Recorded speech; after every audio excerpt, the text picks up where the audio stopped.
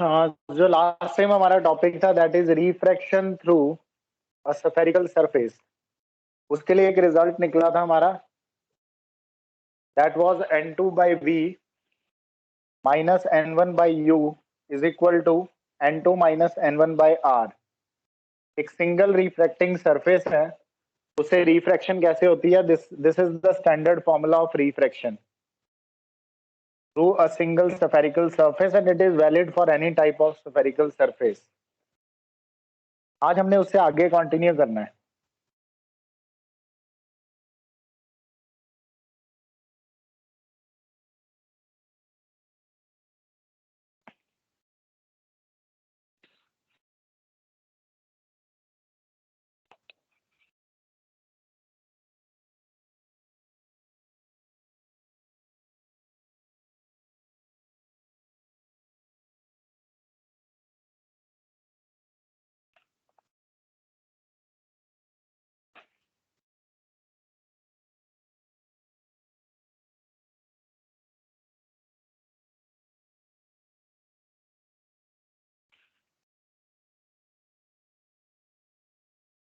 तो बेटा करते हैं स्टार्ट।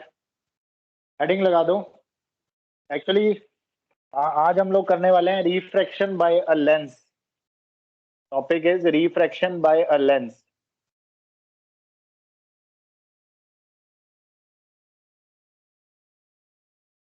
या फिर आप इसको ऐसे भी कह सकते हो, lens maker formula. Lens maker formula.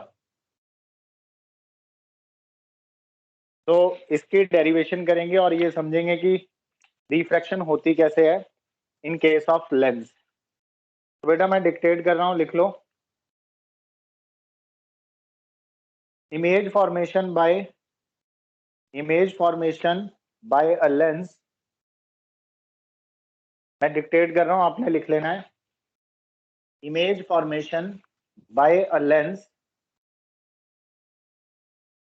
can be seen in terms of two steps.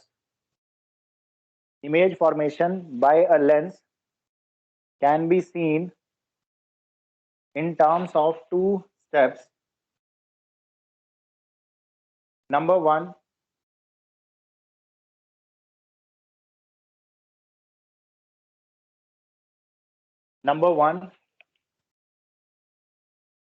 the first image formation by first refracting surface. Number one में लिखो image formation by number one में image formation by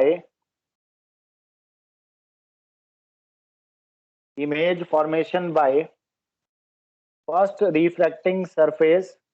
लेंस में ना दो refracting surface होते हैं। Basically lens is a combination of two refracting surfaces, तो इसलिए इसको दो स्टेप्स में हम लोग डील कर सकते हैं रिफ्रैक्शन बाय अ लेंस को।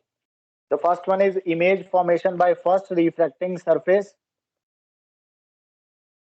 और उस इमेज को हम लोग नाम देंगे I1। That image is called I1।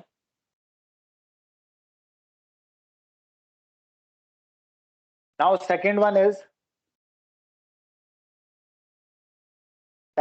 Second step क्या है, ये जो इमेज I1 बनेगी, दिस इमेज I1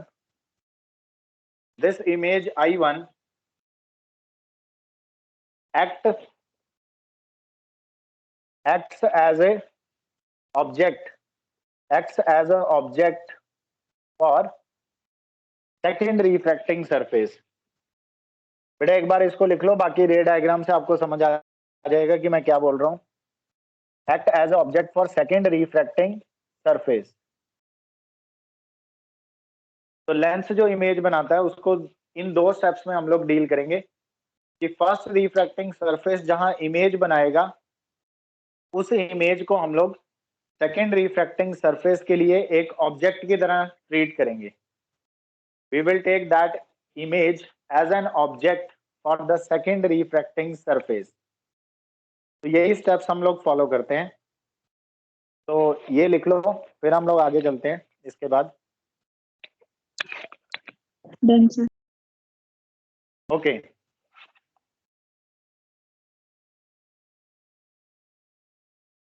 तो बेटा हम लोग वैसे तो ये डेरिवेशन कर रहे हैं इसकी लेंस मेकर फॉर्मूला की,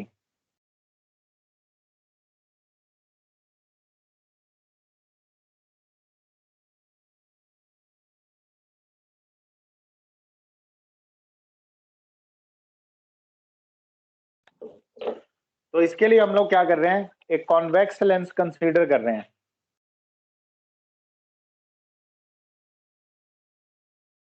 consider a double convex lens, consider a double convex lens.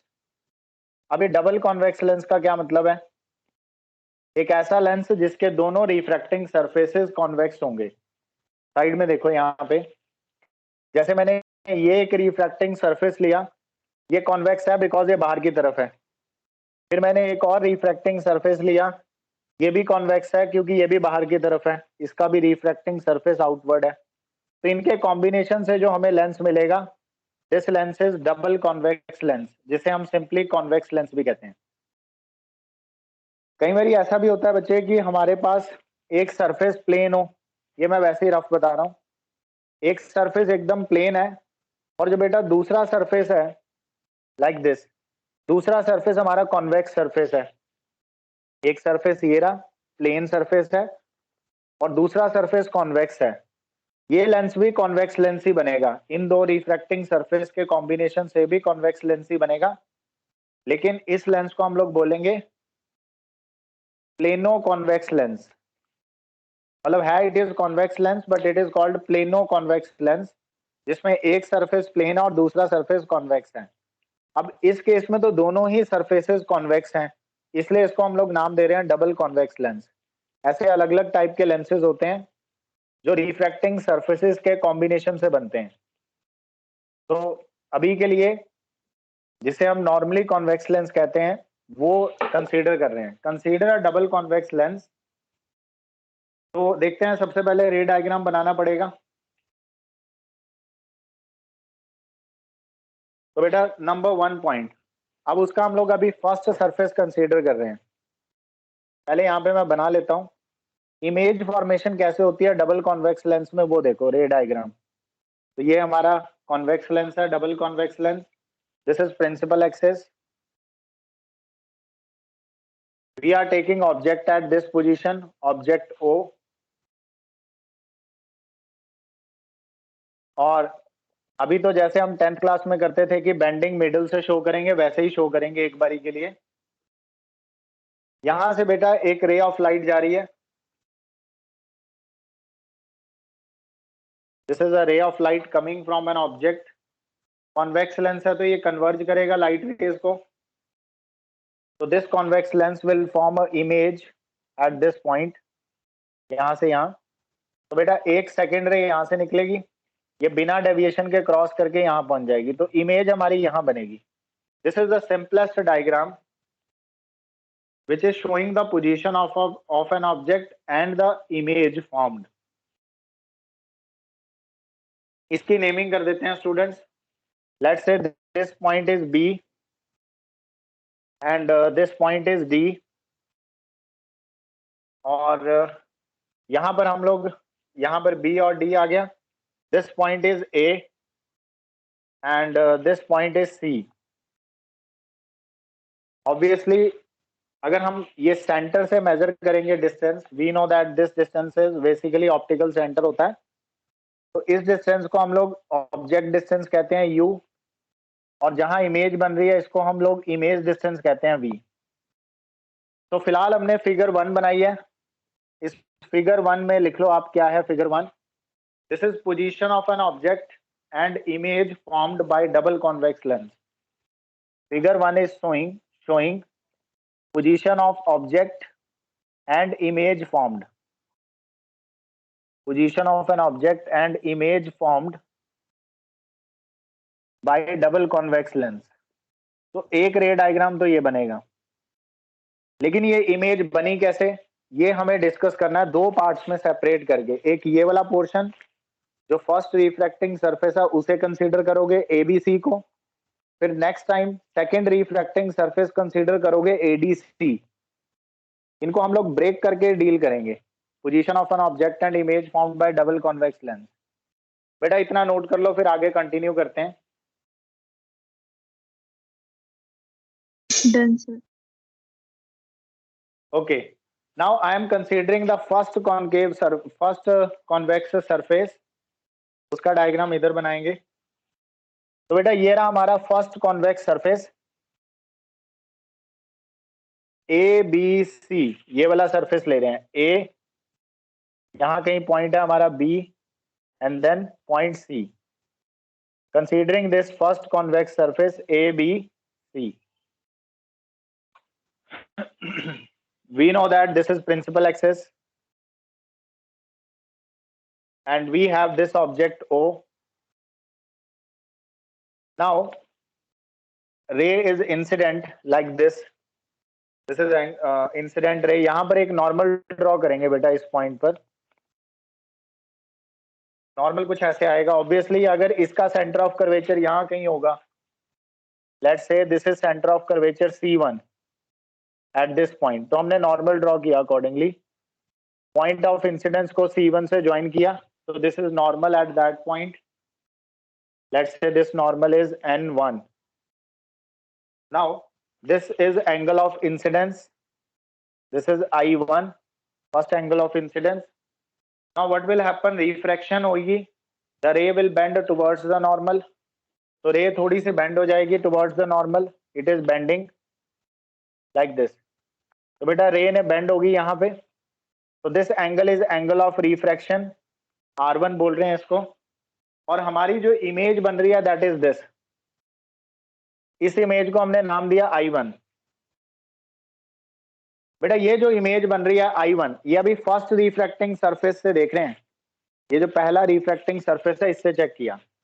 This image, जैसा हमने कहा था, this image act as object, actually this image act as virtual object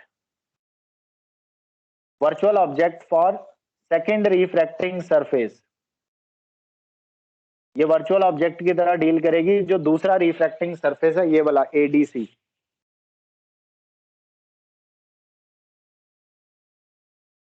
तो रे डायग्राम क्लियर है बच्चे सभी को।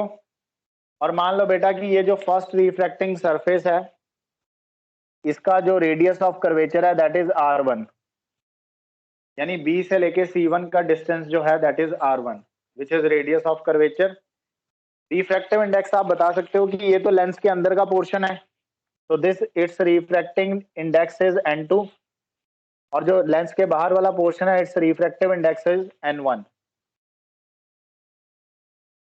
ठीक है स्टूडेंट्स, यहां तक कोई डाउट बच्चे? रे डायग्राम समझ आ रहा है सभी को? तो this figure 2, Yes. okay, this figure 2 is showing refraction at the first spherical surface। Figure 2 हमें क्या शो कर रहा है? Refraction at first refracting surface. तो पहले तो हमने रे डायग्राम ही कंप्लीट करना है, तो हमारा फर्स्ट वाला डायग्राम कंप्लीट हो गया। ऑब्वियसली हमने क्या माना है कि जो हमारा लेंस है उसका रिफ्रैक्टिव इंडेक्स बचे N2 है, और जो लेंस के बाहर जो है मीडियम, उसका रिफ्रैक्टिव इंडेक्स N1 है, इस तरफ भी और उस तरफ भी। तो इस तरह से हमारा बन, कर लो इसको नोट डाउन फटाफट, देन आगे चलें।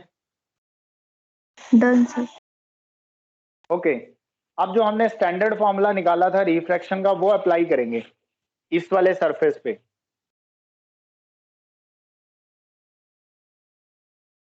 जो फर्स्ट रिफ्रैक्टिंग सरफेस है उस पे स्टैंडर्ड फॉर्मूला अप्लाई करेंगे रिफ्रैक्शन का, जो लास्ट क्लास में डिराइव किया था।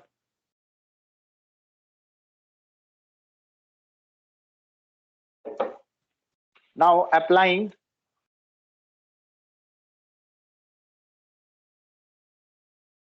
standard formula of refraction,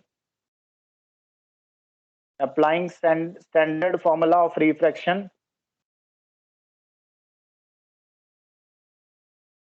at interface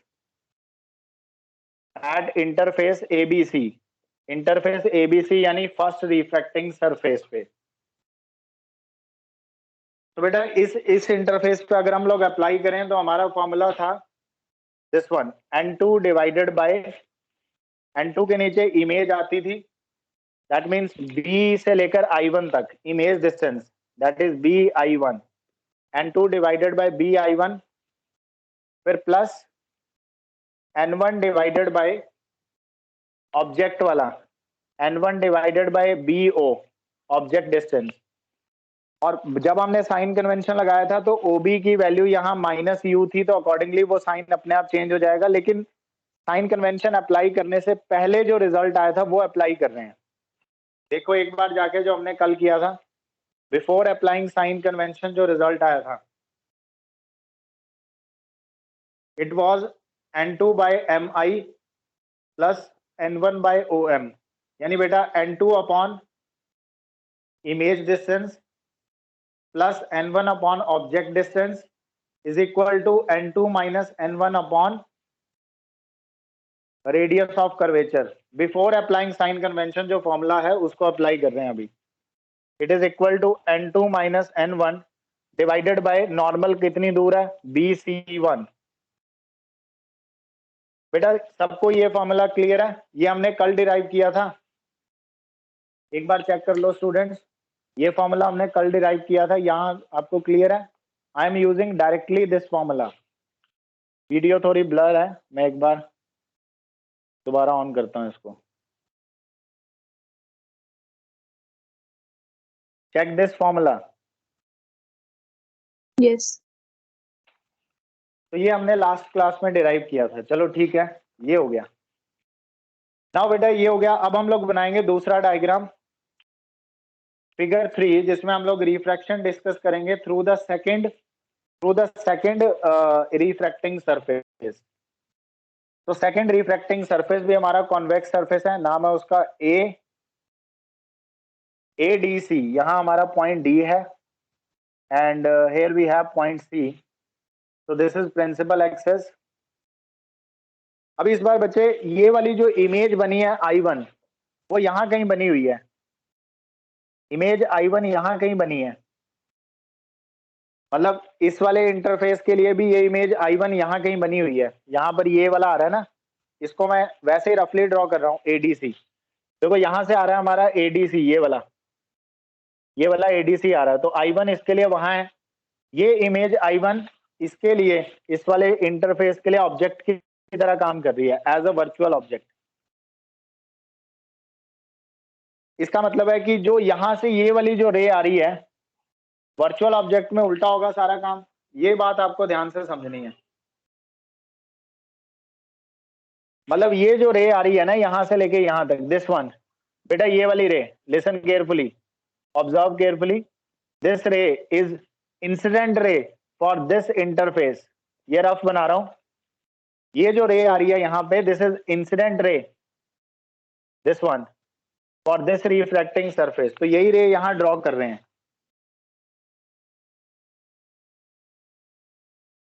तो ये रे ऐसे आ रही है, दिस इज इंसिडेंट रे जो I1 की तरफ जाएगी, क्योंकि ये वर्चुअल ऑब्जेक्ट है इसके लिए। अभी तक हमने जितने भी ऑब्जेक्ट पढ़े हैं वो हमारे लेफ्ट हैंड साइड में हुआ करते थे, ऑब्जेक्ट्स हमेशा लेफ्ट साइड पे होते थे। सर एरो दूसरी साइड में नहीं होगा? एरो जो है इंसिडेंट रे का बेटा यही एरो होगा, रे तो ऐसे आ रही है, ये देखो बेटा, ये भूल जाओ अभी के लिए, ये वाला जो सरफेस था इसको भूल जाओ। ये रे ऐसे गई और ऐसे चली गई। अब ये जो रे ऐसे जा रही है, बीच में क्या आ गया, अभी तो हमने कंसीडर नहीं किया, लेकिन हमारे बीच में क्या आ गया, बीच में ये सरफेस आ गया, एक और इंटरफेस आ गया, तो उसके लिए तो इंसिडेंट रे ये बनी ना, ये हुआ एरो। ठीक है बच्चे, इसलिए यही बनाया है। अब ये रे बेंड होगी, ये तो इसके आगे तो ये डॉटेड बनाओ आप, ऐसे समझो इस रे ने जाना ऐसे था बट गई नहीं, एक्चुअल में जाना इसने ऐसे था वैसे, और ये जाती तो I1 पे जाके हिट करती, बट अभी ये गई नहीं, यहां पे रिफ्रैक्शन हो जाएगी फिर से। Are you getting my point students, क्या कह रहा हूं मैं? Yes. अभी रिफ्रैक्शन होगी, तो इसके लिए हमें नॉर्मल ड्रॉ करना पड़ेगा। इसका सेंटर ऑफ कर्वेचर इस तरफ होगा P2, मान लो centre of curvature second refracting surface का, यहाँ पे हम लोग नॉर्मल ड्रॉ करने वाले हैं। तो बेटा इसका नॉर्मल कुछ ऐसा बनेगा C2 से ज्वाइन करके, इसका नॉर्मल बनेगा यहाँ कहीं, this is C2 and let's say this normal is N2। अब लाइट रे इज गोइंग फ्रॉम, हमें पता है कि अंदर वाला मीडियम N2 है और बाहर वाला मीडियम N1 है, तो इस तरफ जो मीडियम चल रहा है दैट इज N2, इस तरफ जो मीडियम चल रहा है दैट इज N1। और बेटा ये जो मीडियम है N2 is denser and N1 is rarer, तो light ray is now going from denser to rarer medium, so it will bend, light ray is now going from away from normal. yes, so it will bend away from the normal।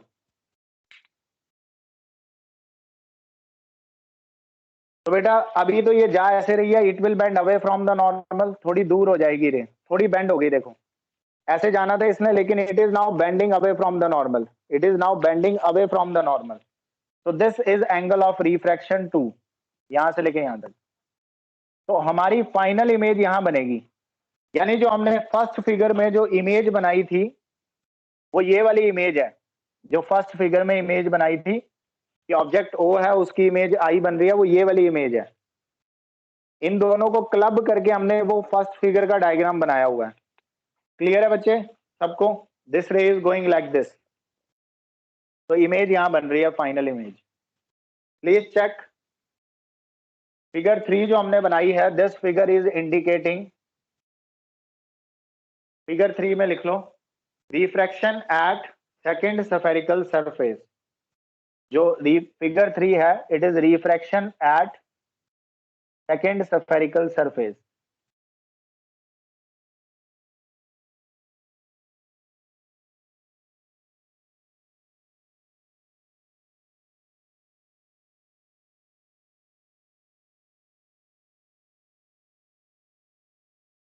बेटा confuse तो नहीं हो रहे हो? मैंने कहा कि जो फर्स्ट फिगर हमने बनाई थी, एक तो ये था हमारा डायग्राम, इसमें ये मिसिंग है, ये नहीं है।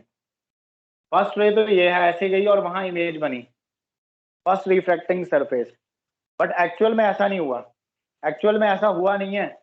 बीच में यहाँ पर एक और रिफ्रैक्टिंग सरफेस आ गया, ये वाला जाना रे ने ऐसे ही था I1 की तरफ, लेकिन बीच में यहाँ एक सरफेस आ गया जिसने फर्दर इसकी बेंडिंग कर दी और फाइनल इमेज I यहाँ बनी है, I1 पे नहीं बनी। तो जो रे यहाँ पे आ रही है विच is going towards I1, actually this object is acting like a, this image is acting like a virtual object for the second interface, second interface के लिए वर्चुअल ऑब्जेक्ट की तरह काम कर रहा है। लाइक ये तो रियल ऑब्जेक्ट है, फर्स्ट इंटरफेस के लिए ऑब्जेक्ट रियल है, इमेज एक्चुअली ऑब्जेक्ट से आ रही है, सही बात है, ये रियल ऑब्जेक्ट है। सेकेंड इंटरफेस के लिए ऑब्जेक्ट एक्चुअली ऑब्जेक्ट से नहीं आ रही, रे जो है it is not actually coming from the object. ऐसा लग रहा है कि ये रे ऑब्जेक्ट की तरफ जाएगी, मतलब I1 की तरफ जाएगी, बट बीच में इंटरफेस आ गया जिस वजह से ये रिफ्रैक्ट हो गई बाय एन एंगल R2, तो फाइनल इमेज यहां बनी है। क्लियर है students? Is there any doubt? Yes और नो? No.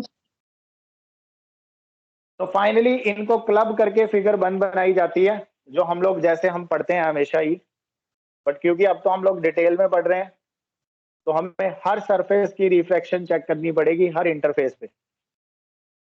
अब इस वाले इंटरफेस के लिए भी हम स्टैंडर्ड फॉर्मूला अप्लाई करेंगे और एक इक्वेशन लिखेंगे जो हमने पहले निकाला ही हुआ है लास्ट क्लास में, सेम फॉर्मूला, बट इसमें थोड़े से चेंजेस होंगे।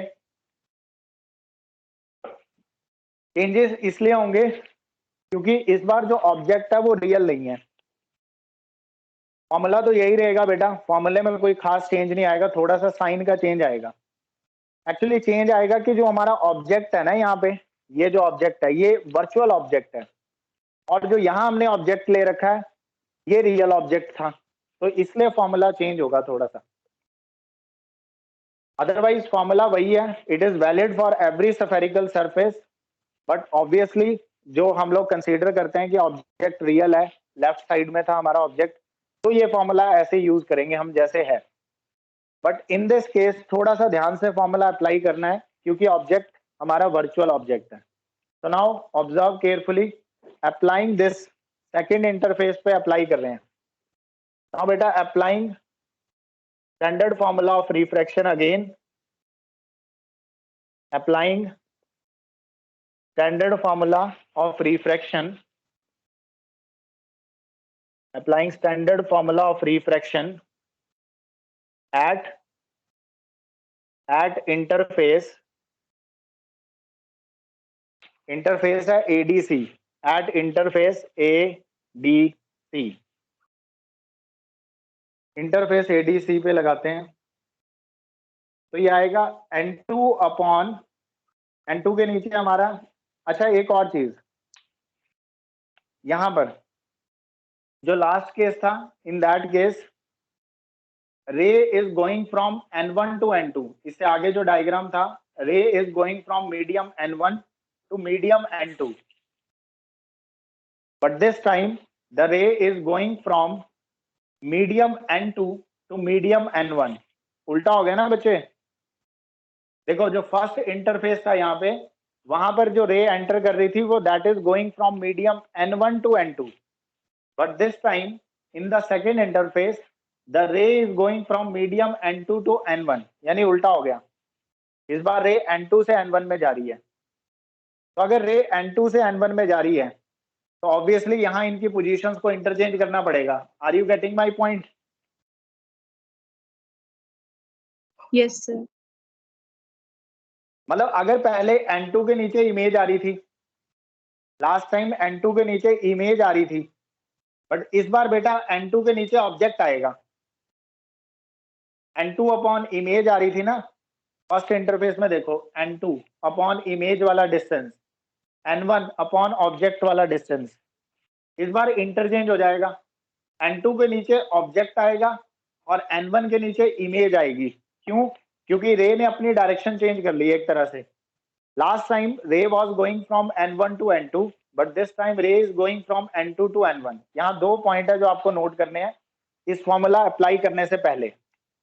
अप्लाइंग स्टैंडर्ड फॉर्मूला, तो यहाँ पर बीच में एक बॉक्स बना लेंगे छोटा सा जिसमें हम दो नोट पॉइंट लिखेंगे, तो दैट कि आपको ये फॉर्मूला अप्लाई करना आ जाए। नंबर 1 पॉइंट लिखना बेटा यहाँ पे, first point,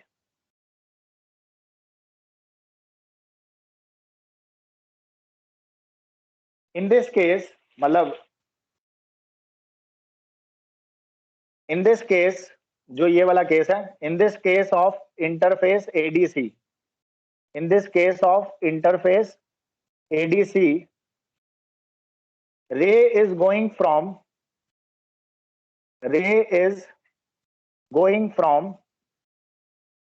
N2 to N1, ray is going from N2 to N1, which is opposite, which is reverse, which is in reverse order, which is in reverse order to last case, which is in reverse order to last case of interface ABC। एक तो ये point आपको ध्यान देना है कि पिछली बार ABC में N1 टू N2 जा रही थी रे, लेकिन इस बार ADC में रे N2 टू N1 जा रही है, जो बिल्कुल अपोजिट है पिछले केस के कंपैरेटिवली। तो इसलिए यहाँ पे N1 और N2 की पोजीशंस इंटरचेंज हो जाएंगी। Therefore, positions of N1 and N2 will interchange in standard formula।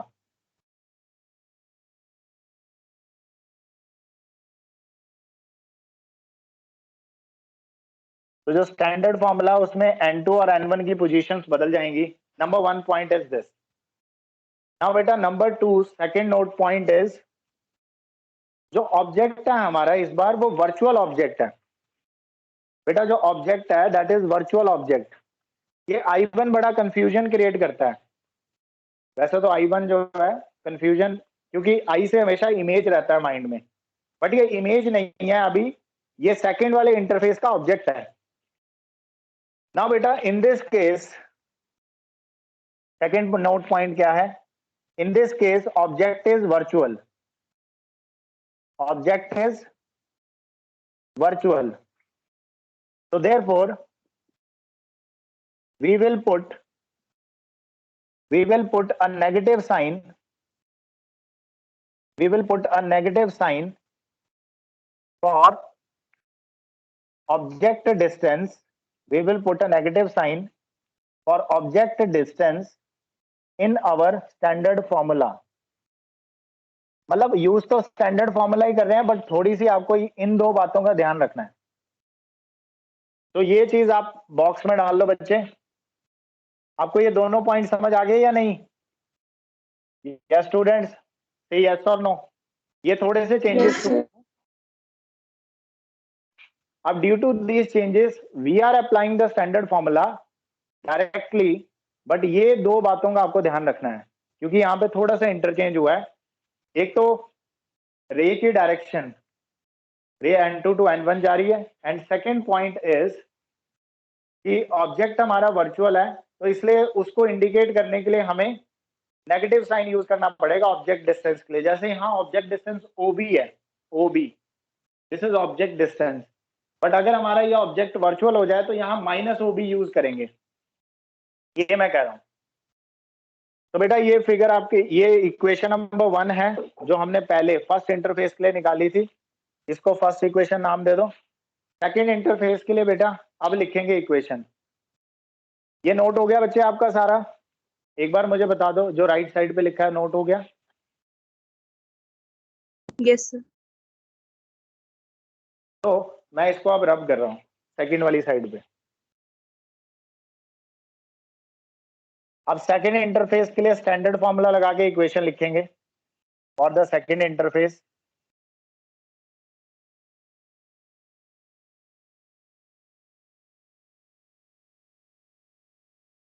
और हमें इन दो पॉइंट्स का ध्यान रखना है जो हमारे दो मेन पॉइंट्स हैं. Now applying standard formula for refraction at the interface ADC. तो सबसे पहले n2 अपॉन इमेज डिस्टेंस था, लेकिन इस बार आएगा n2 upon object distance. n2 upon यहाँ हम लोग, मैं इस बार ऐसे करके लिख रहा हूँ n2 अपॉन ऑब्जेक्ट डिस्टेंस. देखो इंटरचेंज हो गया, पहले इमेज आता था प्लस n1 अपॉन यहाँ आता था ऑब्जेक्ट डिस्टेंस, बट इस बार हम लोग लिखेंगे इमेज डिस्टेंस. इस बार हम लोग लिखेंगे इमेज डिस्टेंस. बाकी as it is equal to n2 minus n1 divided by वही सेंटर ऑफ कर्वेचर वाला, इट इज DC2. वो तो हम लोग एज इट इज लिखेंगे, it is DC2. There will be no change in it. वो तो वैसे का वैसा ही है. जैसे यहाँ BC1 था, यहाँ DC2 है, उसमें कोई चेंज नहीं आया, यहाँ चेंज आया. अब इस बार ऑब्जेक्ट का डिस्टेंस बेटा क्या है? D से लेके I1 तक ये ऑब्जेक्ट डिस्टेंस है, क्योंकि ये है हमारा ऑब्जेक्ट. और क्योंकि ये वर्चुअल ऑब्जेक्ट है तो इसे नेगेटिव लेना पड़ेगा. तो इक्वेशन बनेगी n2 अपॉन माइनस DI1. बेटा ये समझ आया जो मैंने अभी अभी लिखा? से यस और नो एवरीवन? Yes sir.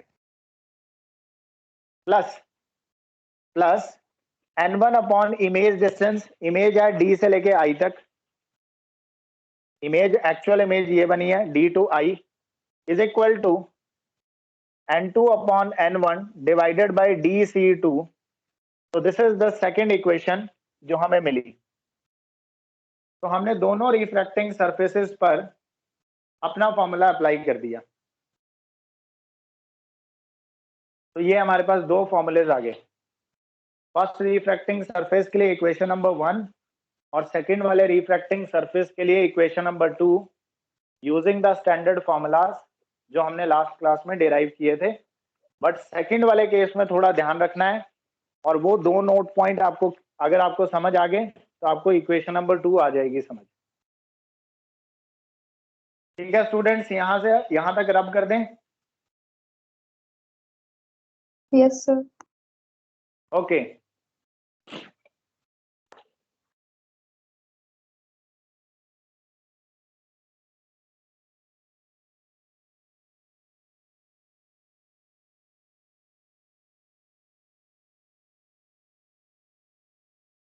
इससे अगला लेक्चर भी मेरा ही है आज आपका, एडजस्टमेंट है. फोर्थ पीरियड जो है वो मेरा ही है आपकी क्लास में.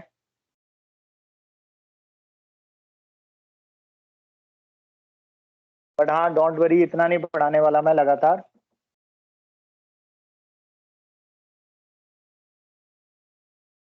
सो इक्वेशन नंबर 1 भी मैंने रब कर दी, मैं उसको रीराइट कर रहा हूँ यहाँ पे।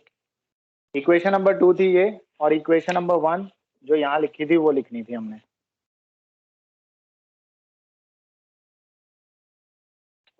बेटा फर्स्ट इक्वेशन थी हमारे पास N2 upon B I1 I1 plus N1 upon O B OB is equal to N2 minus N1 upon BC1. This was first equation and that is second equation. Now for a thin lens, जैसे हमने ये है, ये rough बना रहा हूं, ये मत बनाना, ये है, अगर ये हमारा लेंस पतला सा हो जाए, अगर हमारा लेंस बिल्कुल पतला सा हो, थिन लेंस हो, ऐसे पतला सा लेंस है, this point is A, this point is C, यहां हमारा पॉइंट बी था, यहां हमारा पॉइंट सी डी था। तो बेटा थिन लेंस के लिए बी और D they are very very close to each other. अगर लेंस पतला है तो पॉइंट बी और point D they are close to each other, तो अप्रोक्सीमेटली इन्हें सेम ही लिया जा सकता है। बी और डी को हम लोग थिन लेंस के लिए, if lens is thin, for a thin lens we can take point B and point D as a single point because they are very very close to each other. But if our lens is thick lens तो हम ऐसा नहीं कर सकते। Then what we have to do, ये equation लिखो और ये इक्वेशन लिखो और अकॉर्डिंगली सॉल्व करो। बट अभी के लिए हम थिन लेंस के लिए कर रहे हैं, तो for a thin lens B और डी पॉइंट अप्रोक्सीमेटली इक्वल है, तो लिख लेते हैं यहां पे for thin lens, for thin lens, इसके बाद की लाइन है ये, for thin lens B is approximately equal to D, B और D पॉइंट जो है दे आर कोइंसाइडिंग पॉइंट्स, मतलब they are very very close to each other, that is what I mean. तो जहां जहां B है वहां पर हम D लगा सकते हैं, और जहां जहां D है वहां पर हम B लगा सकते हैं, तो एज सच कोई प्रॉब्लम नहीं है। तो दिस इज द रीजन कि we can write, this is the reason we can write, क्योंकि ये बहुत क्लोज है, B is very close to this, so we can say that B into I1 is equal to D into I1 because B and D they are close, as point B and point D they are very very close to each other, तो B से I1 का distance और D से भी I1 का distance equal लिया जा सकता है। बट कंडीशन ये है कि लेंस थिन होना चाहिए, for a thin lens it is possible. चलो ठीक है, नाउ बेटा एडिंग इक्वेशन 1 एंड 2, इन दोनों इक्वेशंस को ऐड कर दो, क्लब भी तो करना है। फर्स्ट रिफ्रैक्टिंग सरफेस और सेकंड रिफ्रैक्टिंग सरफेस को कंबाइन करेंगे तो हमें लेंस मिल जाएगा, तो हमारा लेंस फॉर्म हो जाएगा।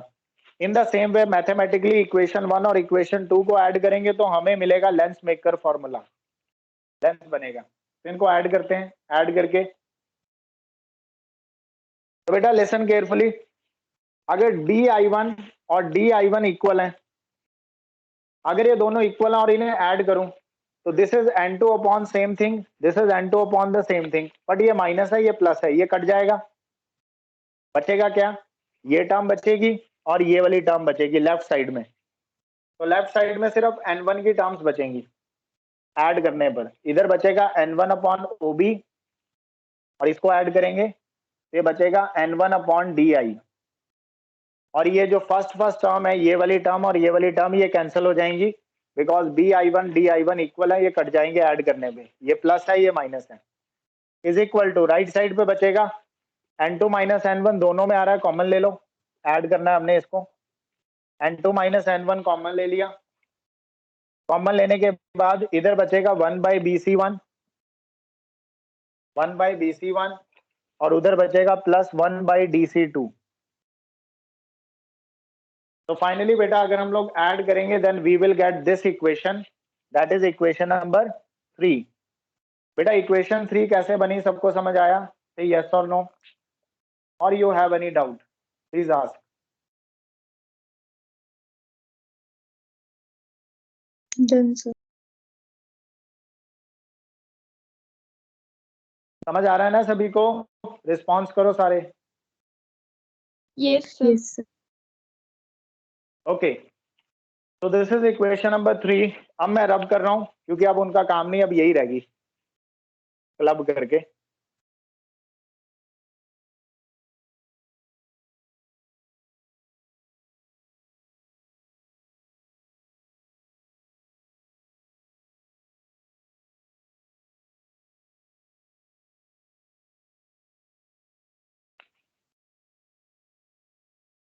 नाउ अब सपोज दैट फर्स्ट फिगर को डिसाइड करो, फर्स्ट वाली फिगर, ये रफ ही डायग्राम है।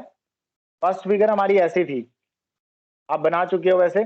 यहां हमने ऑब्जेक्ट लिया था, यहां से रे गई, इट विल बेंड, और यहां कहीं इमेज बनी थी आई। ऐसे थी हमारी फर्स्ट फिगर। अब अगर मैं इस ऑब्जेक्ट को पीछे शिफ्ट करूं, इस ऑब्जेक्ट को पीछे शिफ्ट करूं और कहां ले जाऊं, इन्फिनिटी पे ले जाऊं। अगर ऑब्जेक्ट को शिफ्ट करके इन्फिनिटी पे ले जाएं, suppose our object is at infinity, तो बेटा इन्फिनिटी से रे ऐसे थोड़ी आएगी। इन्फिनिटी से जो रे आती है वो तो पैरेलल आती है। इन्फिनिटी से जो रे आती है वो पैरेलल आती है, और जब इन्फिनिटी पे ऑब्जेक्ट को रख दिया तो रे वहां से आएगी पैरेलल, और पैरेलल रे हमें तो पता ही है कहां पे मीट करती है, फोकस पे जाके मीट करती है। यस और नो? यू नो इट ना, सबको पता होगा। Yes, sir. तो अभी हम लोग ये सपोज करेंगे कि क्योंकि इन्फिनिटी का केस सबसे इजी केस है, हमें तो फॉर्मूला ही बनाना है, और लेंस मेकर फॉर्मूला बनाने के लिए we can consider object anywhere, कहीं पे भी ले सकते हैं। So right now we are considering object O at infinity, and then if object O is at infinity, then we know that our image will form at focus. तो image बेटा focus पे बनती है, तो ये आपको पता ही है कॉन्सेप्ट, यही सेम कॉन्सेप्ट यूज कर रहे हैं। तो नाउ सपोज इसके आगे जो है इक्वेशन 3 के आगे, suppose the object is at infinity, equation 3 से आगे ये लिखेंगे आप, suppose object O is at infinity, object O is at infinity, that is, तो हमने कहा कि O से लेके B तक का जो डिस्टेंस है, ऑब्जेक्ट का डिस्टेंस O to B, यानी OB का जो डिस्टेंस है दैट इज इंफिनिटी। अगर बेटा OB इंफिनिटी है, देन D to I, यानी जो इमेज का जो डिस्टेंस आएगा that will become equal to focal length. तो बेटा DI will become equal to focal length. F क्या है यहाँ पे? फोकल लेंथ है, ऑब्वियसली तो इमेज फोकस पे बनेगी, तो जो इमेज डिस्टेंस हो जाएगा that will be equal to focal length. अगर ऑब्जेक्ट O इंफिनिटी पे चला जाए तो इमेज फोकस पे बनेगी, यानी इमेज का डिस्टेंस फोकल लेंथ के इक्वल आ जाएगा। Now what we will do, finally we will put OB is equal to infinity, object को इंफिनिटी पे ले लिया, और इमेज डिस्टेंस को हम लोग फोकल लेंथ के इक्वल ले रहे हैं क्योंकि तब इमेज फोकस पे बनेगी। तो समथिंग अपॉन इंफिनिटी तो 0 हो जाएगा। तो अब ये दोनों वैल्यूज इक्वेशन 3 में पुट करेंगे। तो इक्वेशन 3 इंप्लाइज इस सिचुएशन के लिए n1 upon infinity, OB infinity आ गया, plus n1 upon focal length, क्योंकि फोकल लेंथ बेटा राइट साइड पे ही है तो पॉजिटिव ही आएगी, साइन कन्वेंशन के साथ ले रहे हैं तो it is plus f, positive ही रहेगी। n1 upon f is equal to n2 minus n1 into 1 by BC1 plus 1 by DC2। तो ये बन गई इक्वेशन नंबर 3। ना बेटा समथिंग अपॉन इंफिनिटी तो होता है 0, तो this term something upon infinity it will become equal to 0। तो we are left with only these 3 terms, this term and this term. तो नाउ बेटा क्या बन जाएगा हमारे पास नेक्स्ट स्टेप में,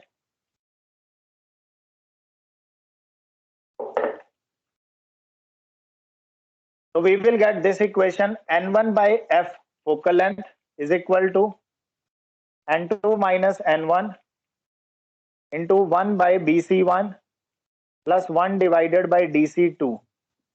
So finally we will get this equation, and let's say this is fourth equation. Now this we get fourth equation.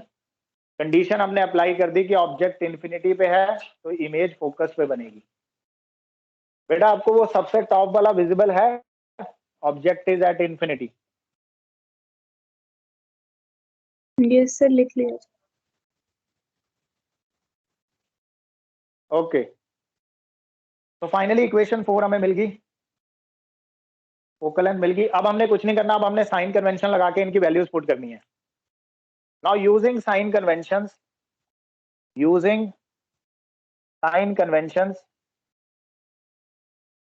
बेटा BC1 obviously ये रेडियस ऑफ कर्वेचर है, BC1 राइट साइड पे था तो ये पॉजिटिव आया होगा, it is equal two plus R1, और DC2 ये रेडियस ऑफ कर्वेचर है सेकंड रिफ्रैक्टिंग सरफेस का जो लेफ्ट साइड पे था, तो ये नेगेटिव आएगा, तो DC2 is minus R2। Is it clear students?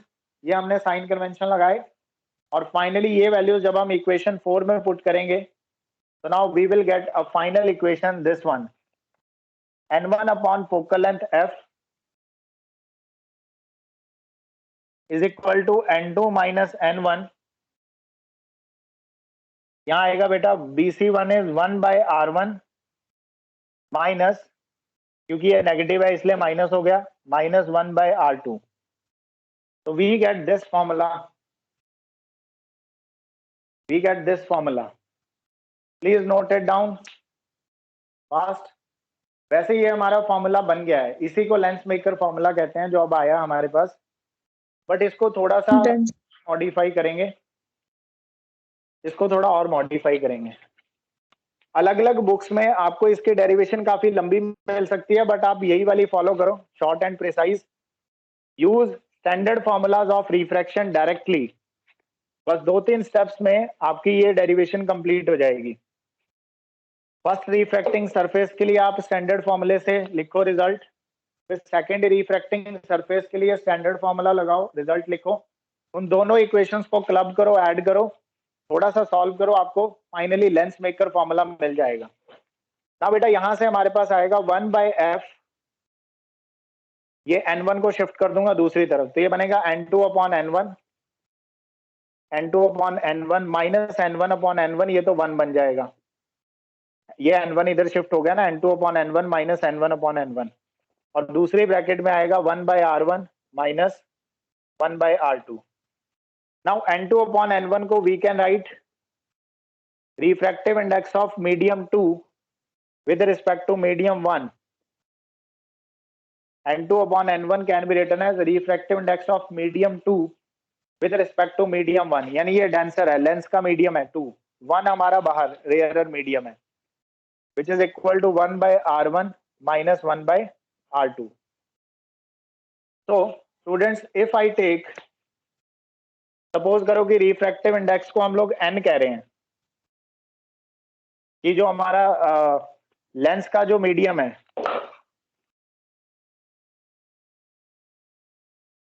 let n is equal to n21, that is refractive index of medium of lens, refractive index of medium of lens with respect to air, बाहर जो भी medium है। तो बेटा n21 को हम लोग लिख सकते हैं 1 by F is equal to n minus 1 into 1 by R1 minus 1 by R2। ये जो हमें फाइनल फॉर्मूला मिला है, this formula is called lens maker formula, this is called lens maker formula. Is it clear students, और you have any doubt?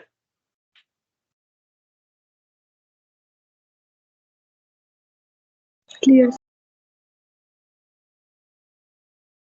So this is called lens maker formula. This is called lens maker formula because it is useful to design the lenses of desired focal length using surface of suitable radii. Radius आप अलग अलग spherical surfaces लेते हैं, उनके radius of curvature आप लेते हो, accordingly आपको पता चल जाएगा कि आप जो लेंस बनाने वाले हैं उसकी फोकल लेंथ कितनी है। So by considering a suitable radius of curvature of the spherical surfaces, we can make a length of desired focal length using this formula. And that is why this formula is called lens maker formula. अभी तो हमने ये जो lens maker formula derive किया, it is for convex lens. बेटा ये जो formula आपको पता है ना, हमने कॉन्वेक्स लेंस लिया था स्टार्टिंग में, double convex lens. But this formula is also applicable for concave lens. यानी ये सबके लिए वैलिड है. डेरिवेशन हम किसी एक की करते हैं, but the validity of this formula is for all. ये हर केस के लिए वैलिड होगा, हर टाइप के लेंस के लिए वैलिड होगा, वेदर इट इज कॉन्केव और कॉन्वेक्स. बस वहां पर थोड़ा सा साइन कन्वेंशन का फर्क है. इन that case what will happen, formula तो यही यूज करना है. इसकी वैल्यू वहां पे इसकी वैल्यू R2 की वैल्यू जो आएगी वो पॉजिटिव आ जाएगी, R1 की वैल्यू नेगेटिव आएगी. तो ओवरऑल आपकी फोकल लेंथ अपने आप नेगेटिव निकल के आएगी कॉन्केव लेंस के लिए. वो हमें वैसे भी पता होता है कॉन्केव लेंस की फोकल लेंथ नेगेटिव ही होती है. तो यही सेम फॉर्मूला वैलिड है even for that lens also. So yes students, is there any doubt in any part? Please ask.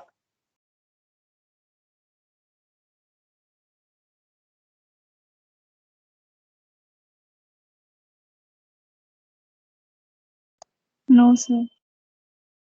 Okay. So after this we have thin lens formula. ये तो हो गया lens maker formula. बाकी वो lens formula जो 10th class में पढ़ते हैं, थिन लेंस फॉर्मूला, वो आपको डायरेक्टली याद रखना है. वो भी वैसे इन्हीं इक्वेशन से आ जाता है घूम फिर के.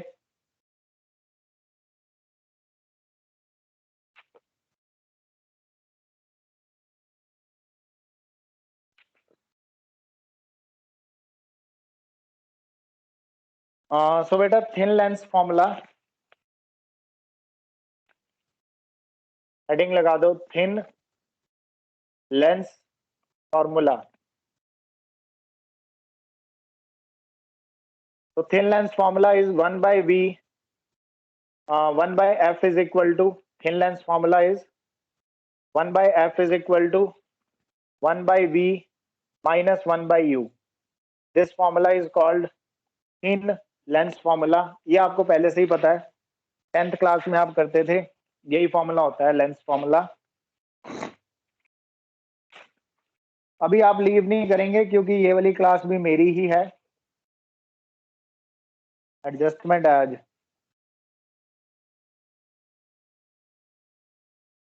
तो एक बार आप लेंस मेकर फॉर्मूला की डेरिवेशन चेक कर लो. अगर कोई प्रॉब्लम आ रही है बच्चे तो बता दो उस फॉर्मूला में.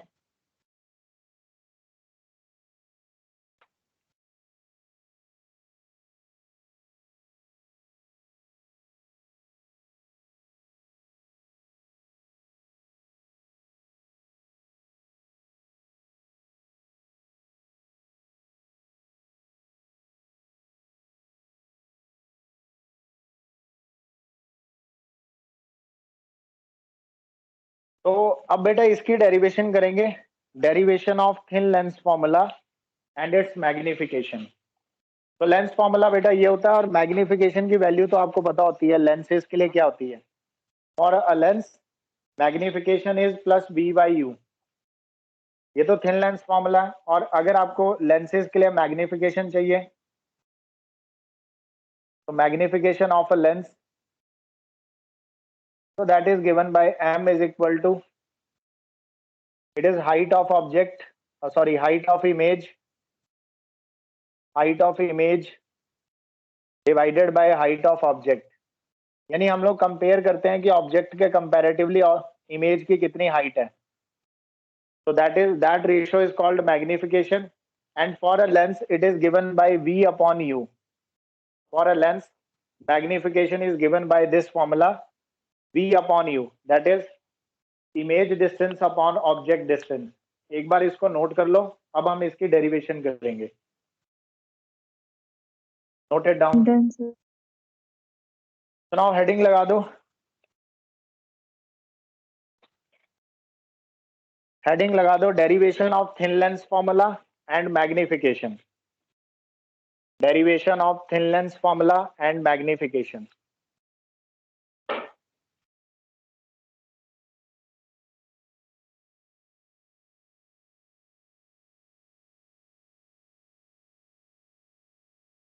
So for this purpose, again I am considering a convex lens. तो बेटा ये तो हम लोग सिंपल कॉन्वेक्स लेंस ले रहे हैं, एक पतला सा convex lens,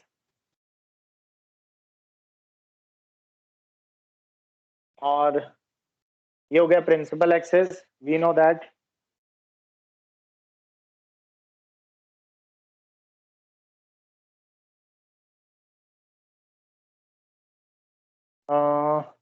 and let's say this is focus. दो फोकस होते हैं, एक पहले वाले का फोकस होगा, फिर यहाँ पे एक सेंटर ऑफ कर्वेचर होगा C1, और दूसरे वाले लेंस का एक फोकस होगा यहाँ पे, दूसरे वाले सरफेस का, सॉरी, दैट इज F2, और उसका सेंटर ऑफ कर्वेचर होगा C2. ये आपको पता ही है.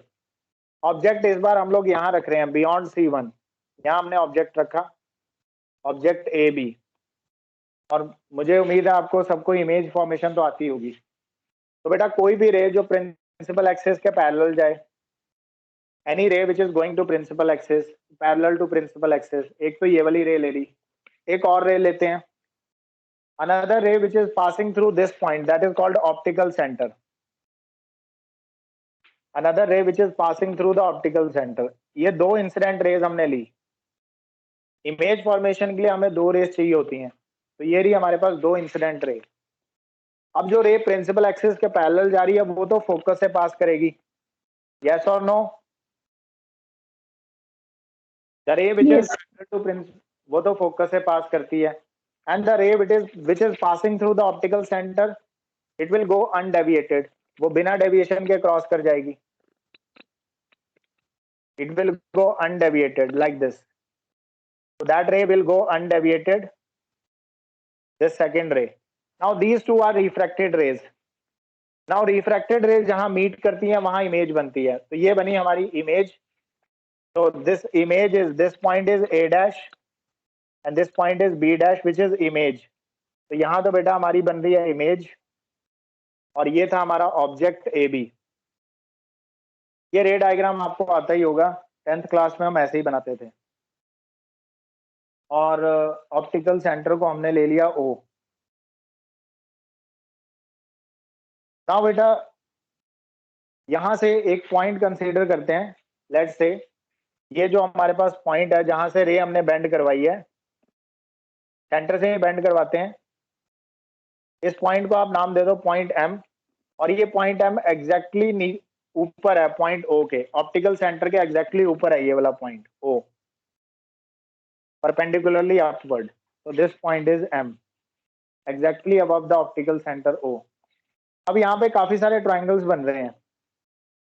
एक तो हमारा ट्राइंगल बन रहा है ट्राइंगल OAB. ऑब्जेक्ट जो ट्राइंगल बना रहा है यहाँ पर ऑप्टिकल सेंटर पर, दिस ट्राइंगल OAB. एक तो ये वाला ट्राइंगल, और एक ट्राइंगल जो इमेज बनाएगी, इमेज जो ट्राइंगल बनाएगी ऑप्टिकल सेंटर पे, that is OA dash B dash. If I shade this triangle, तो ये वाले ट्राइंगल की मैं बात कर रहा हूं. एक तो ये ट्राइंगल और दूसरा ये वाला ट्राइंगल, जो एक ने ऑब्जेक्ट ने बनाया, दूसरा इमेज ने बनाया. अब ये दो ट्राइंगल्स हम लोग ले रहे हैं. नाउ बेटा इन ट्राइंगल ABO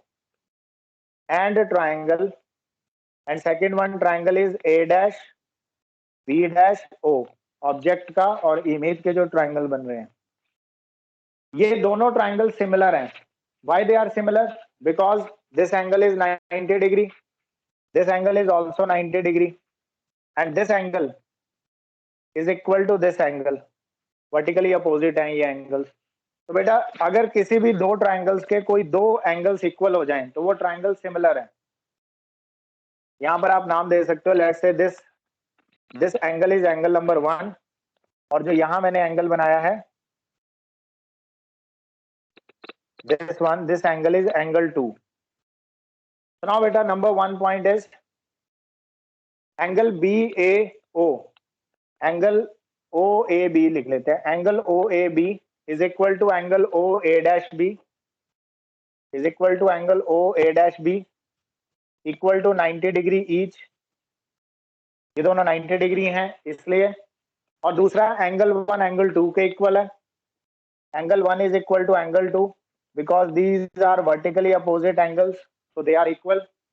तो by angle rule of similarity, similar triangles आपने लास्ट क्लास में पढ़े होते हैं, by angle rule of similarity these two triangles are similar, triangle ABO is similar, this is symbol of similar, triangle ABO is similar to triangle A dash B dash O, and if triangles are similar which implies उनकी जो sides होती हैं they are proportional, then their sides are proportional। yes mathematics students, आपको तो पता होगा similarity के rules सारे, yes or no? Yes, sir. तो अगर ये ट्राइंगल सिमिलर हैं तो इनके साइड्स की रेशियो मैच करेगी, it means A B by A dash B dash, A B divided by A dash B dash is equal to O A divided by O A dash is equal to O A divided by O A dash. तो let's say this is first equation, एक equation हमारी तैयार होगी। अब similarly we will find out another equation. Similarly, now let us consider the triangle. Let us consider the triangle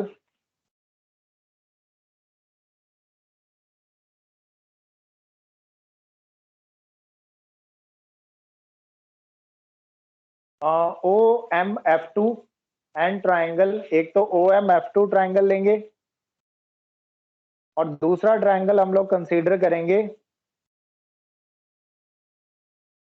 ये वाले दो triangle बचे, ये ट्राइंगल और ये ट्राइंगल, मतलब अब मैं सिर्फ इन्हें शेड कर रहा हूं, एक तो ये वाला triangle, this one, this triangle, and now another is this triangle, ये दो ट्राइंगल कंसीडर कर रहे हैं, ये वाले दो। नाउ ये दोनों ट्राइंगल भी सिमिलर हैं क्योंकि ये एंगल 90 डिग्री है यहाँ और ये वर्टिकली अपोजिट हो गए, तो यहां पर आप मार्किंग कर लेना अपने इन दो ट्राइंगल्स में।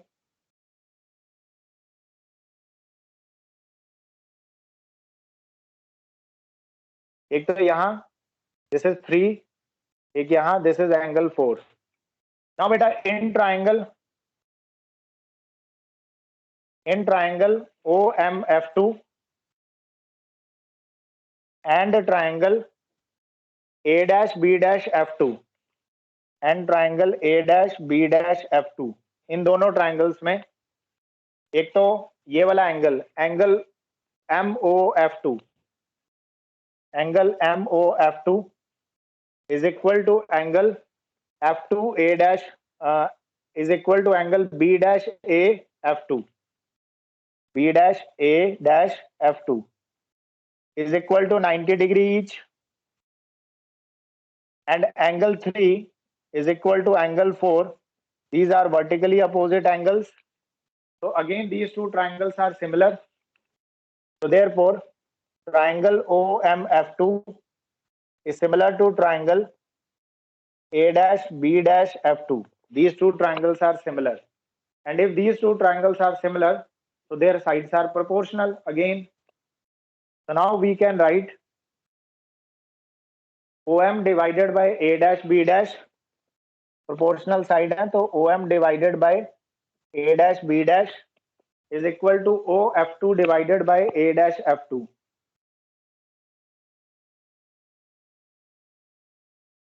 is equal to OF2 divided by A dash F2.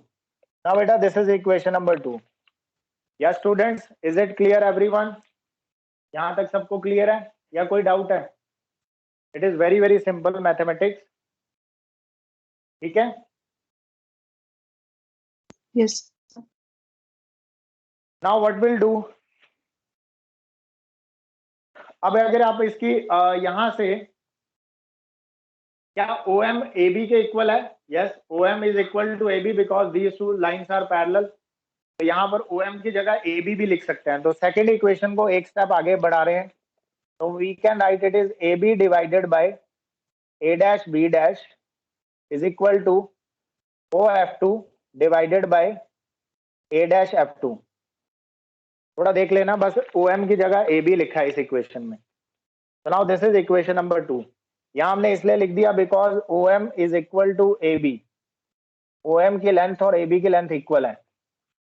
Now if I compare equation 1 with equation 2, then left hand side of this equation and that equation is same. So obviously right hand side are also equal. Now we will compare right hand side. So that I am writing on that side. So what we will get, OA upon OA dash right hand side. OA upon OA dash is equal to OF2 upon A dash F2. OF2 divided by A dash F2. So we will get this equation from equation 1 and equation 2. यहाँ लिख लेना, from 1 and 2 we get this. From 1 and 2 we get this. Now using sign convention इन सबकी values put करो बेटा। O से लेके A तक, this is object distance, ये minus में आएगा, it will be minus U. OA dash, O to A dash, this is image distance, ये plus आएगा, it is plus V is equal to OF2. OF2 is focal length. OF2 is focal length, which is again positive. So that is plus F divided by A dash F2. A dash F2. A dash F2 को हम लोग लिख सकते हैं image distance minus focal length. That is V minus F. V minus F. तो ये आ गई हमारे पास after putting the values. Now solve it. If you solve it, तो फाइनली बेटा on solving it you will get this expression. इसको आप थोड़ा rearrange करके सॉल्व कर लेना, आपको अपने आप ये वाला आंसर मिल जाएगा। 1/f is equal to 1/v minus 1/u। तो this is derivation of thin lens formula. यहां तक नोट कर लो students, this is derivation of thin lens formula. First part आपने नोट कर लिया होगा, इस तरफ इसे मैं रब कर रहा हूं। नाउ अब हमें फाइंड आउट करना है magnification. Now we have to find out magnification. Thin lens formula तो derive हो गया, मैग्निफिकेशन को भी derive करेंगे। मैग्निफिकेशन का मतलब होता है comparison of the size of image with the size of object. ये रेशियो निकालते हैं, यानी हमने ऑब्जेक्ट लिया 2 सेंटीमीटर का, इमेज उसके 3 टाइम्स लार्जर बनी है या इमेज उससे 3 टाइम्स स्मॉलर बनी है, या कितने टाइम्स लार्जर या कितने टाइम्स स्मॉलर या इक्वल, ये डाटा जो है ये मैग्निफिकेशन बताता है। नाउ फॉर मैग्निफिकेशन,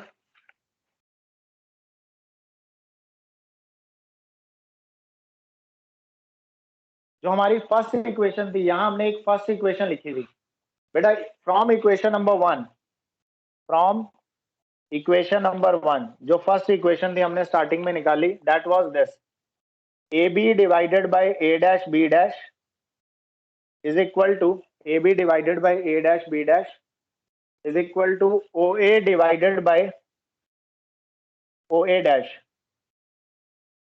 तो ये इक्वेशन थी हमारी फर्स्ट इक्वेशन, इसमें वैल्यूज डाल दो यूजिंग साइन कन्वेंशन। बेटा AB is the height of object which is denoted by H, and A dash B dash, it is the height of image denoted by H dash. Its height is denoted by H dash, but it is in the downward direction, तो sign convention के साथ ये minus आएगी और ये plus आएगी। Is equal to OA, it is object distance which is minus U, and OA dash is image distance which is plus V. So from this we can get H dash upon H, reverse कर दो इसे, minus minus cut जाएगा, is equal to V upon U. And beta this H dash upon H, it is called magnification. So we get formula of magnification is equal to V upon U. So this is how we can derive formula of magnification. Is it clear students? Say yes or no. समझ आ गया सबको? Yes. So this is derivation of thin lens formula. आज हमने lens maker formula and thin lens formula and the derivation of magnification, ये वाला part complete कर लिया। Result directly learn होने चाहिए, डेरिवेशन भी आ सकती है because this time your paper में भी सब्जेक्टिव हो सकता है, सब्जेक्टिव अभी तक तो यही है। तो डेरिवेशंस आर आल्सो इंपॉर्टेंट, तो प्रैक्टिस देम। ठीक है स्टूडेंट्स, Yes, sir. तो रेस्ट